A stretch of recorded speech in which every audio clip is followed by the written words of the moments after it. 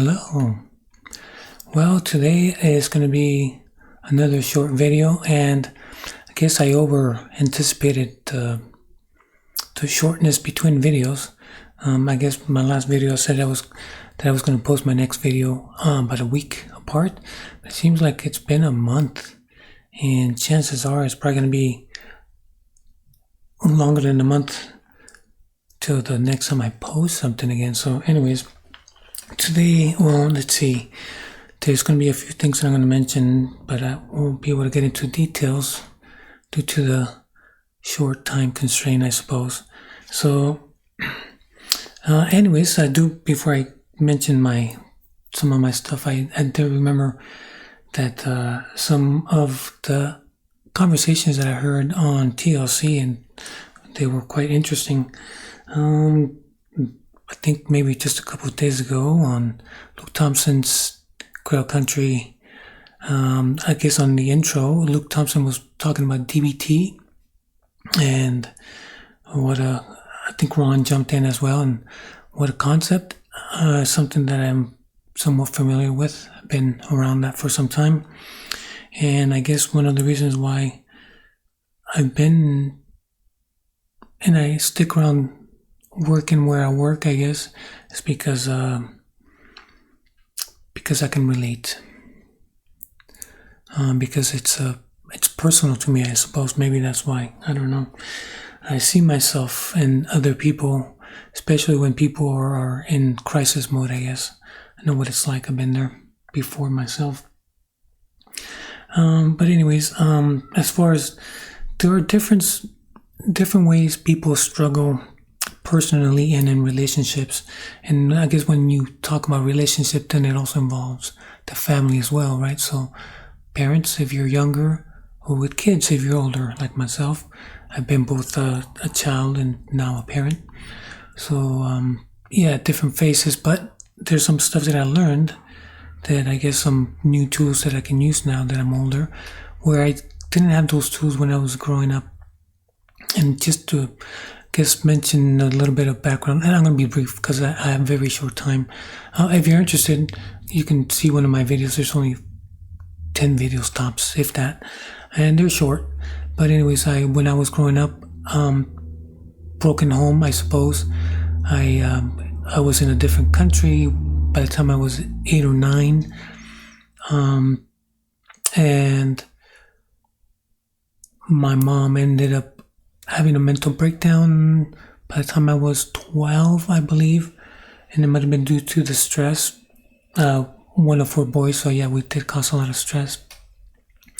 I believe that 12, when I was in 6th grade, that was the first time I ever got arrested, and my mom had to pick me up from the police station, I guess. I was arrested for joyriding. I guess me and my buddies had stolen a car. And that wasn't the first car we stole, but that was the first time we got caught. So yes, a lot of stress for my mom, being a single parent, trying to make ends meet, and being in a foreign land, not knowing the language, and her kids just being up to no good. I guess the stress just added up, but she ended up having a mental breakdown, and sadly she hasn't been the same ever since. So, and then we moved from California, because we were getting into trouble. My dad brought us over to Nevada, and but he wasn't in our life. So it was a different environment, culture shock, I guess, all over again. And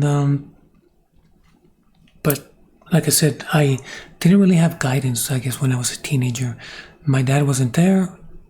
My mom wasn't. She was there, but she wasn't there. So on the weekend, I can be gone for days. As long as I made it back Sunday night, that would be okay. So I didn't really have guidance. So anyways, it was long story short, I ended up falling flat on my face many a times, trying to run away from my current situation when I was a teenager. But that's not where I'm at now. So yeah, people, sometimes they have internal struggles, sometimes they have external struggles.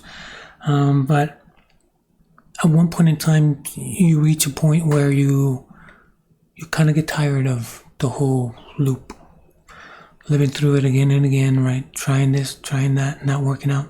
So at some point in time, you have to wonder, can I really change? But anyways, so I did mention earlier in my other videos that I was going to talk about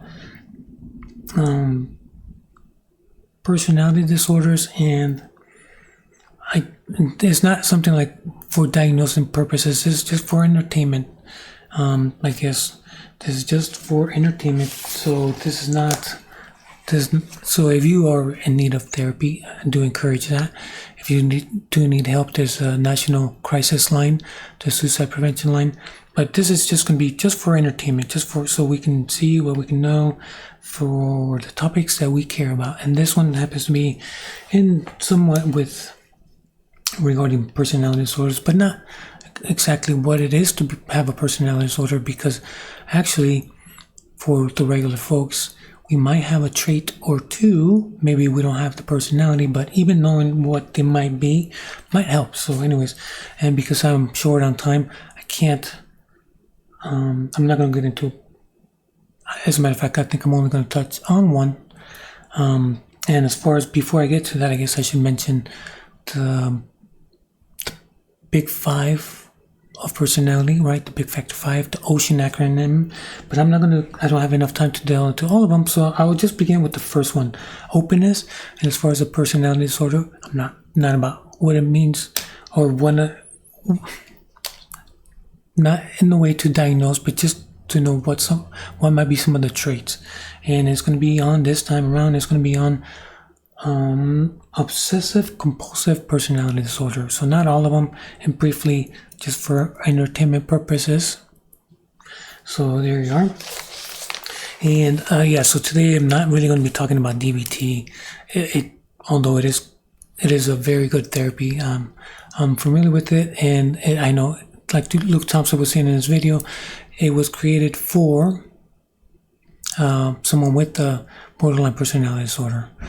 But anyways, as far as the other one that is really good, if you don't really have someone, or you yourself don't have borderline personality disorder, the other one which I like very much is a cognitive therapy. And there's also the one by the existentialist. Maybe I should, before I get into that, because I don't, like I said, I'm really short on time.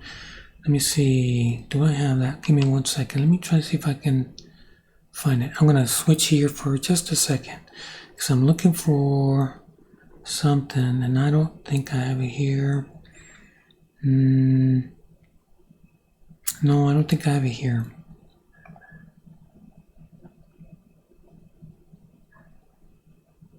Let me check here. No. I forgot where I left it. Nope, that's not it either. Well, looks like there was something I was going to do, but not today. Guess it'll be for next time. So I must move along. Sorry, I can't even explain it, because I do have very limited free time. So I barely enough time to do this, and I won't be able to post for another month. So I won't be able to create the next video for some time. But anyways, must move on. So the ocean, the big five factor of personality. So just the openness. So when it comes to relationships, conversations with ourselves, with others, knowing how the whole concept of openness, having low, right, where we are on the spectrum, how does that pertain to me personally? I guess it all begins with awareness, right? The people that are in business, they always want to measure everything, because it says, how can you improve on something that you don't measure? How do you know what sounds good on paper and the actuality of things are different? So you can improve what you can measure. So let's take a look at openness. So what would it mean if I was low on openness? Let's start with the low, and then maybe we'll talk about the high. So low openness. So I guess just what the name implies, right? Not very open. Open to what? Open to new ideas, open to new ways of doing things. It's not inclusive to one particular thing, but it's more like a paradigm. So if you are low in openness, I guess you're gonna be gravitating to that conventionality. You're gonna be focused on routine. Your habit for the morning is gonna be the same. Doesn't matter whether it's Monday, Wednesday, Friday. You're gonna same routine, same habit. You don't like novelty. You don't like newness. You like conventionality, right? Strong adherence to routine. Policy. You need some guidance. You need some structure. You need rules. You need very specific. Or sorry, I shouldn't say you need. You enjoy. You like having that, knowing what are the rules, what are the lines, what are the protocols, what do I need to, you just do your thing. There's no need to think about it. You just routine, right? Conventional. But is there positive aspects to that? I guess you can say that you're reliable, you're predictable, and that's a good thing, right? If your kid wants you to help them with math and you're doing something and you say, give me half an hour, let me finish this up, and I will be there. If you're reliable, they will say, well, there you go. I can depend on my dad or my mom or whatever, right? It can depend on you because you are reliable, because you are gonna, right? You are dependable because that's your routine. You're not gonna get sidetracked. You're not gonna, right? You're gonna be task oriented, I guess. Not with any new distraction. You're not just gonna chase after it and then you forgot what you were gonna do. Even if something did come up like, oh, yes, I'm going to need to help my kid with the math homework. So I guess it's great for family structure, right? If you have parents that are really, at least one, sorry, maybe not both. It's good to have a little bit of both. If you have one that likes routines, like structures, you know what's expected, you know what they are like, dependability, they're always there. I don't see that as a bad thing. But when might it be a bad thing? In a sense, so to speak. Take this with a grain of salt. It is entertainment after all, so don't take this to heart. But anyways, these are just to see what we can see if we can talk about these kind of things when I see you on one of these live streams. I've been too busy. I always catch them after the fact. One of these days I'll catch you on there. But anyways, some good ideas. So, as far as if you have a routine, if you like these structures, you're going to be very loyal, and that's good. And you're going to be dependable, and that's good.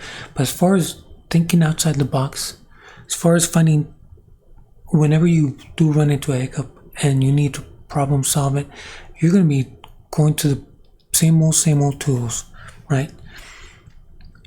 You're going to have a hard time seeing something that's not there, metaphorically speaking. Novelty, new ideas, new philosophies, new concepts. I only know what I know. There's a ton of stuff that I still don't know. And if I'm really close-minded, not really open to other people's ideas, their experiences, their cultures, I'm not really going to learn. There's 8 billion of us. Do I really know everything that there is in this world and about all these disciplines, whether it's geology, computer science, accounting, pharmacology, law, you name it, right? There's so many things. There's no way, right? So how can I pretend that I know everything? I guess what I'm saying, if I'm close-minded, I'm going to be skeptical. I'm not going to want to learn something that's not my forte. How am I ever going to grow? So you can see how being close-minded, or let me rephrase that, having low in openness, being on the low end of openness may be beneficial in some instances, but not beneficial in other instances. That's why I say sometimes it's good to have parents that are a little bit different, because it just, as far as the team, the family, it benefits. Me and my wife were different. We've been a couple for over 20 years. We met, I believe, in late 2000. We started dating about a year after that, ish. So we've been a couple for over 20 years. 23, 24, 24-ish years, 23-ish, maybe 23-ish, 22, 23-ish years, but we're both different. And you know what? At first, when I was young, I was like, I'm not sure about this, but boy, oh boy, my soul. You ever heard that saying, she's my better half or my other half? She is my other half. She makes up for what I lack, and then the things that she doesn't like, I kind of fill in that. So it works, I guess. And we've learned to having those, let me rephrase that. We're still working on how to have better communications, how to navigate through our frustrations when we disagree, how do we navigate through that so we can continue being in a relationship, in a partnership, with the same goals as far in raising healthy kids that are Christians. And then there's that question, what does it mean to be a Christian, right? So there you go. But I'm getting off a little off topic, so let me go back. So what if you're high in the openness?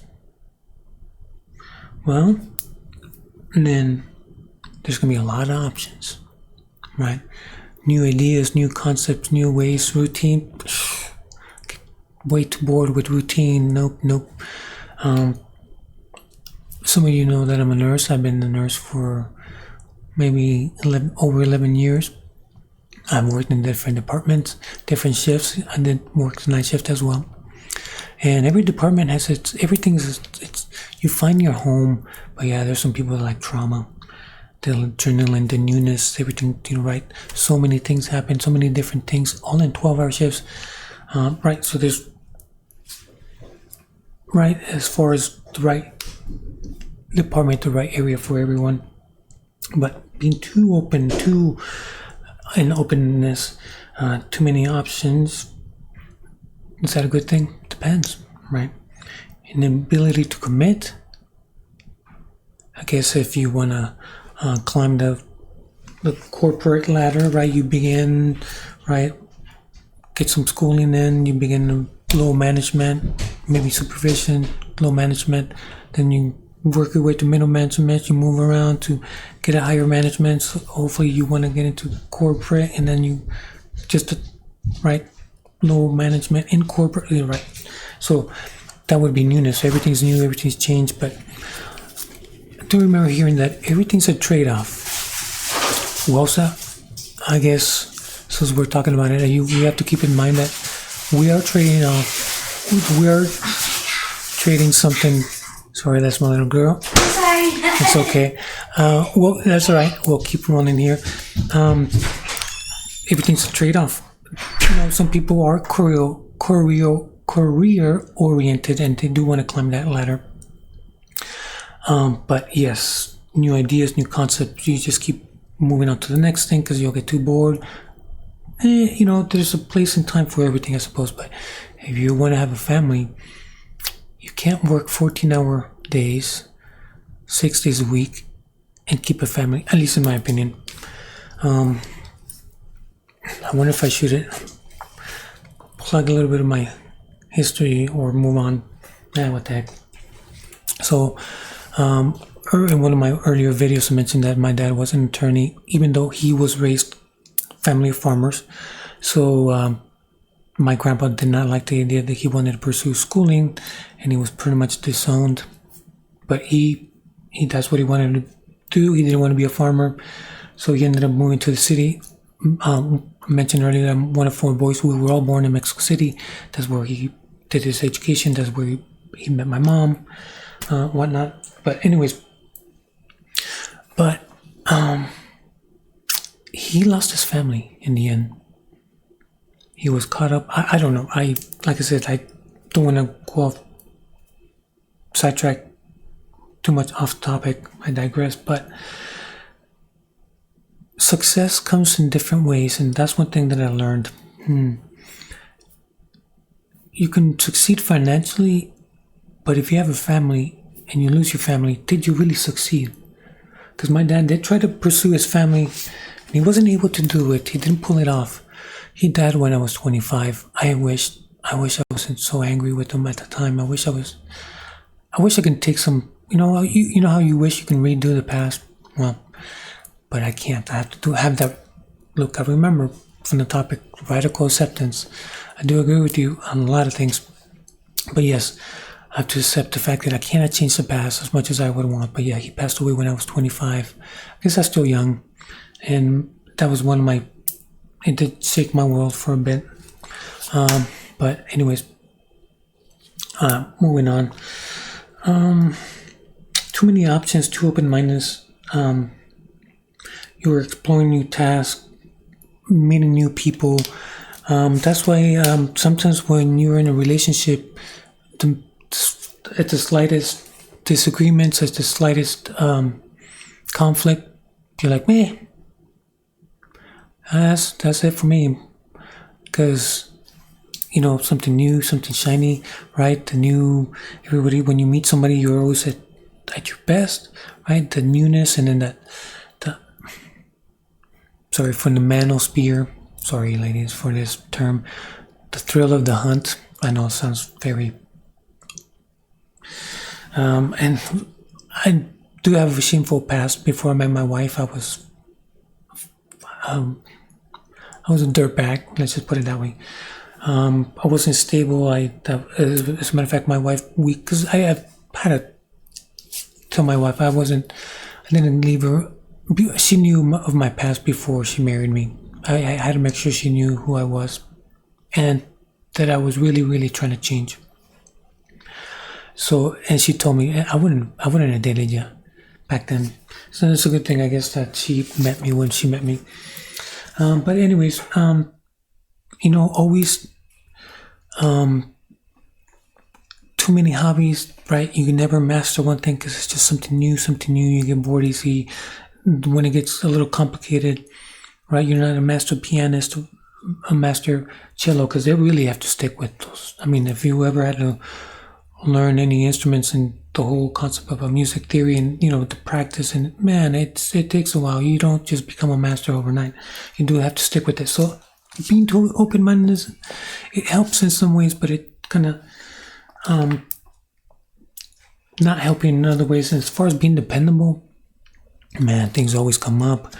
You're always seeking something new, and you're always distracted over so many ideas and so many things you want to do. And sometimes when you're too high in open-mindedness, sometimes you're not as loyal, you're not as dependable.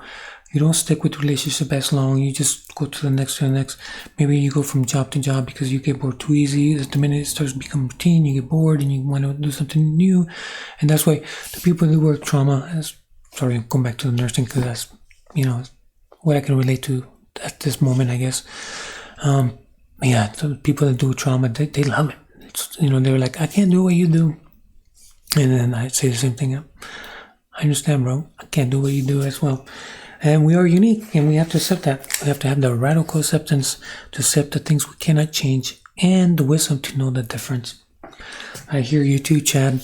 Anyways, awesome. Last week from Friday Morning Nameless. Shout out to them.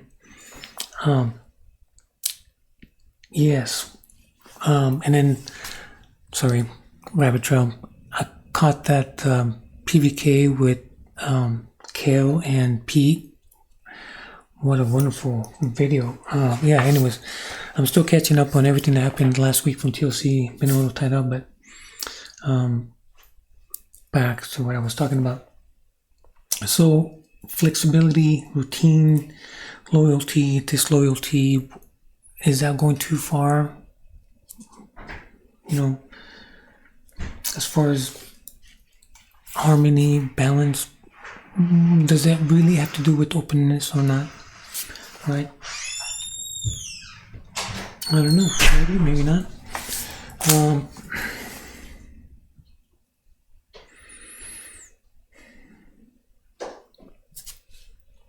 But how does that? So, when it comes to personality disorders, I guess there's cluster A, cluster B, and cluster C. So now I'm going to pivot from the openness because it's one of the other 5: conscientiousness, neuroticism, and obsessive compulsive disorder does have some of that compulsive, the anxiety aspect to it. Where, but maybe I don't want to go there just yet. There's something that I wanted to try, and let me see, is it on this one or is it on this one? So I'm trying to find it.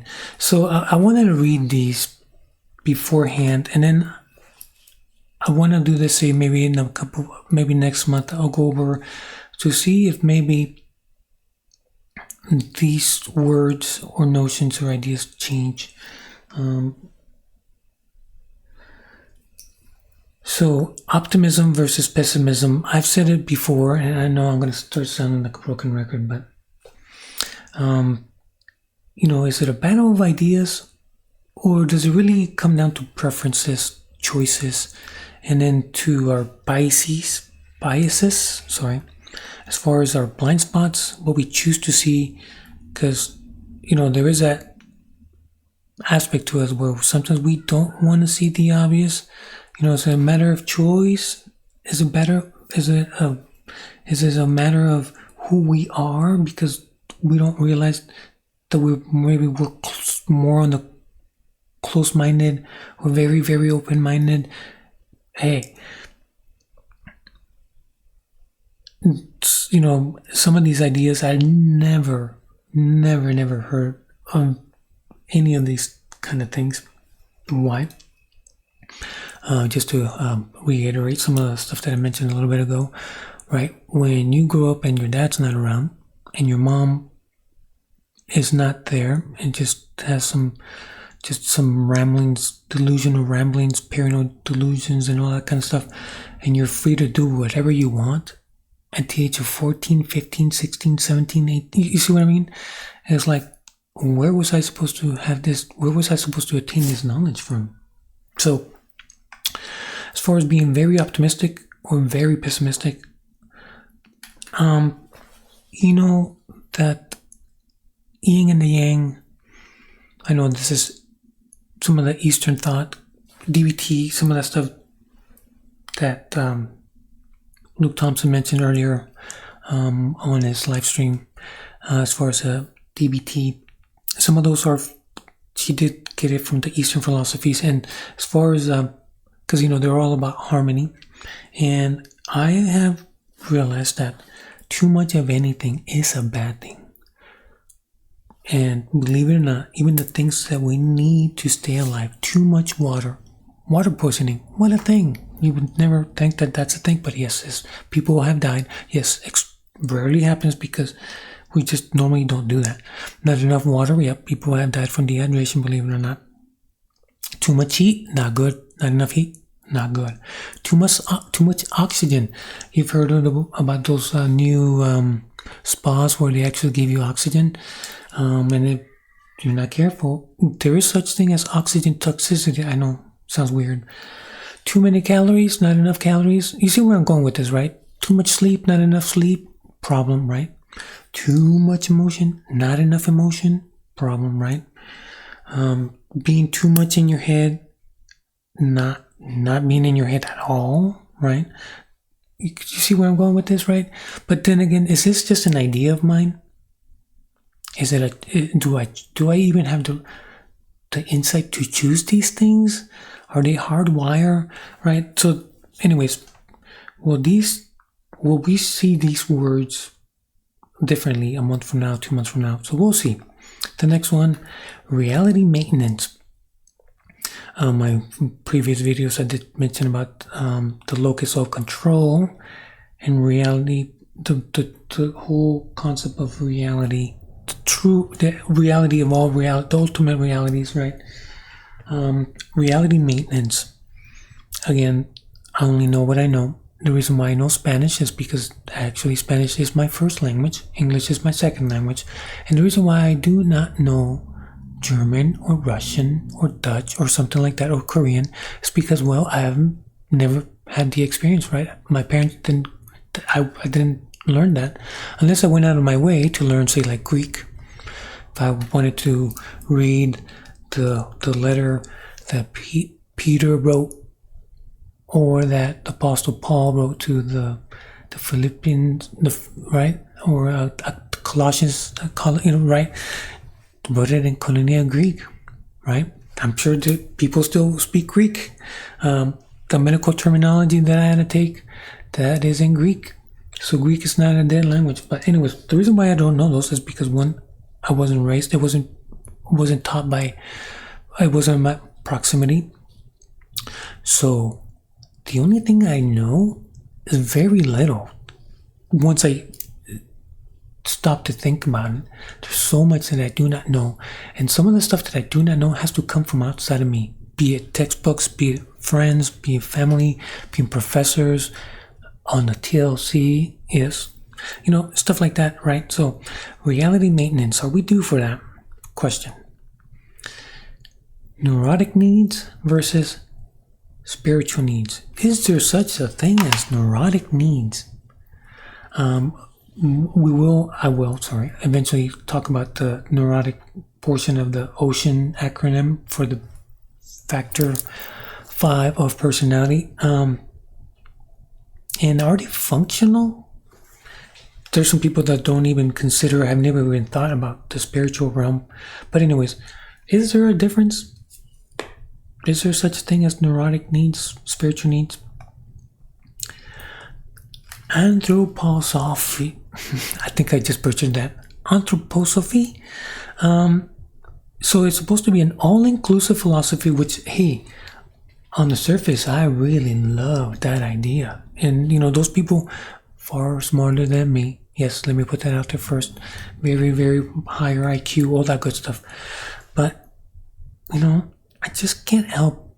So all-inclusive, yet they leave spirit. Is all aspect of spirituality. Am I wrong here? Is it just me? Anyways, it is a question. If it is, why? The why is probably more important. And maybe or maybe not. Maybe do we need to even spend time on the why?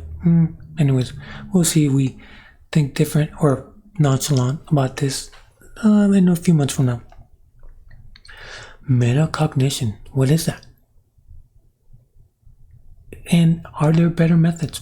Better methods to what, right? Problem solving, reality testing. Can we change our openness? Does our lack of insight or just the awareness? It all begins with awareness. Is that enough? True reflection, would that be problematic? Some people say, ooh, careful, right? I dare not look within. Or, right? Know thyself. Question has been asked before, but are there better methods? Should we even try to have some reflection? We'll see if this means anything. It doesn't mean anything. Shouldn't mean anything. Intuitive insight. Does everybody have the same intuition? And does that have to do anything at all with our personality? Remember, not talking about a personality disorder, just talking about personality. Sorry, I'm getting a phone call and I think I may have to run.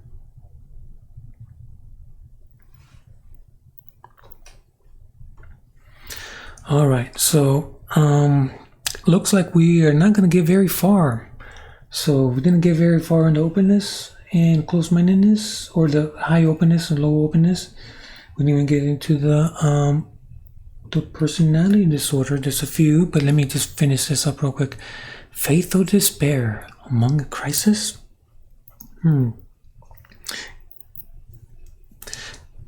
If you have one, will you have less of the other? It's just a question. I don't say that as if I know the answer. Right? And what is faith and what is despair? How does it look like?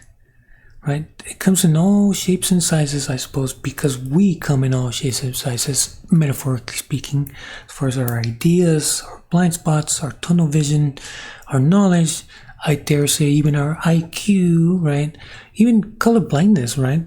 Remember? Like, you really don't see that number? Yeah, some people really don't see that number or that letter.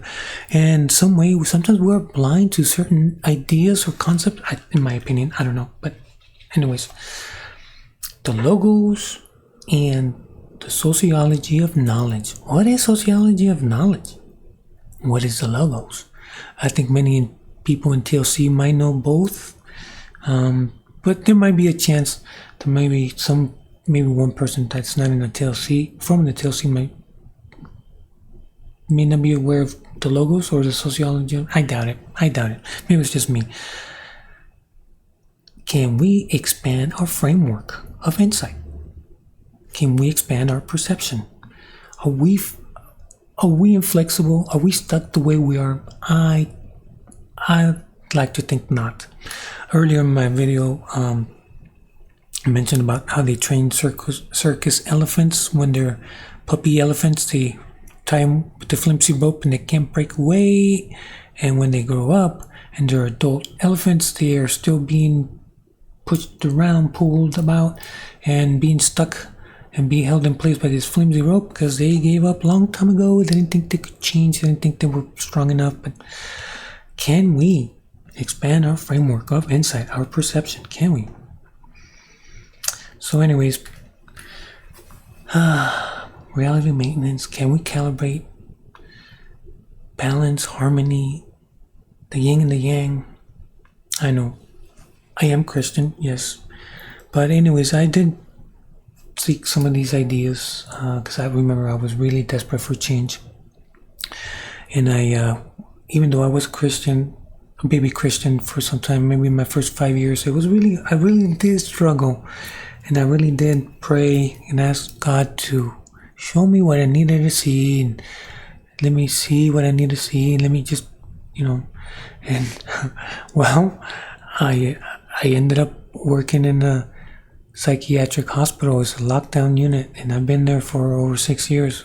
So I guess sometimes you do have to be careful what you wish for, but you know what? It really, I believe that that's what I needed the most.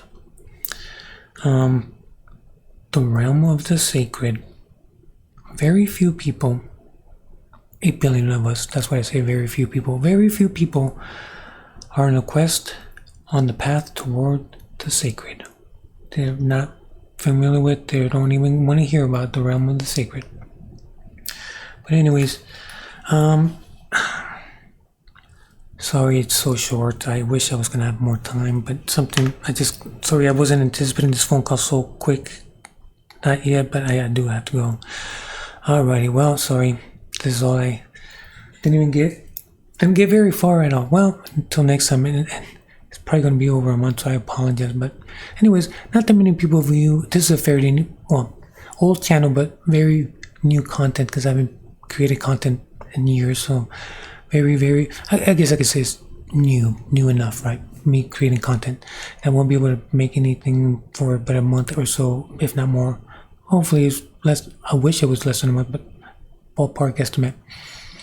But I really do have to go, so well, maybe this will be my little outro. So if I do happen to catch you while I'm off and there's a live stream going on, I will try to say hi, try to jump in. Sometimes even, I don't know, sometimes I don't want to jump in because I don't want to change. Sometimes I change the flow of the conversation. I don't mean to, but it just happens. Sometimes I'm like, yeah, I better not mess with it.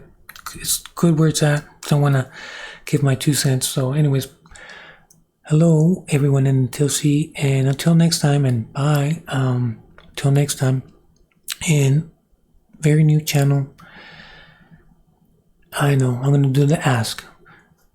Give it a thumb up and subscribe if you dare.